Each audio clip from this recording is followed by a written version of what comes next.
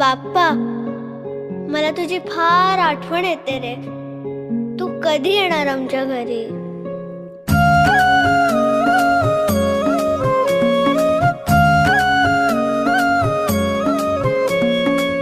देवा तुझ्याच साठी उघडून दार, वाट पाहून झाली फार.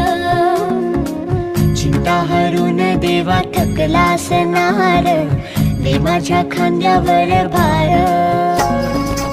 थोडा इथं टेकून जा, घास खाऊन माझ्या हातातला. गणराया गणराया